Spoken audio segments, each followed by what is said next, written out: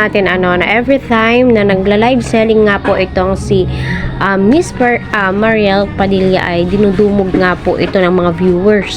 Grabe po yung mga viewers po niya. Yung ilan ay mga avid fan ni Senator Robin Padilla. So nasa 3.5 million views nga po at 5.2 thousand sharers, so napakadami, so di po nila lubos akalain na kahit na super sikat ni Miss Mariel, gayon din po si Mr. Robin Padilla, nasa Senado na po nila at alam naman po natin kung gaano na po sila kayaman, pero still kumakayod, nagla-live selling pa rin po si Miss Mariel Padilla para sa ganon ay matustusan din po yung mga pangangailangan. So makikita po natin na grabe po talaga yung ginagawa po niyang pagtulong kay Mr.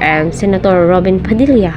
So marami nga pong netizens ang tuwang-tuwa sa mga video po niya kasi very natural po niya at kita po natin kung gaano din po ka-supportive si Senator Robin Padilla so sa pagtitinda ni Miss Mariel. Para masuot ko sa inyo, para maitakita ko sa inyo, okay? Okay. Kasi ayan, okay. Sana kasya na. Kasi hindi mapapahiya ako. Oh my God, hindi pa rin kasya. Oray, ipito ko. Okay. Okay, yan siya, di ba? Sandali, kailangan na ako ko. Ayan grabe nga po mag-sell stock itong si Miss Mariel Padilla, kaya nga po madami siyang viewers, marami nga po ang natutuwa sa mga pinaggagawa po niya. Grabe po yung entertainment po niya, masasabi mong bayad na bayad nga ba talaga?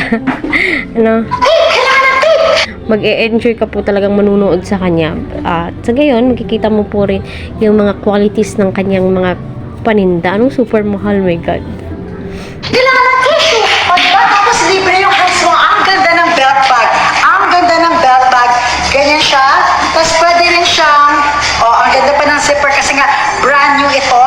Pwede din siya yung ganyan, yung sinasabing crossbody. Sandali ha. Kasi, kailangan i-adjust. Kailangan i-adjust. Naging net bag. Naging net bag siya. Kailangan i-adjust. Hold on. Tawa si Narcisa. Gusto niya yung parang nasasakal ako. Okay. I-adjust natin to. Ayan.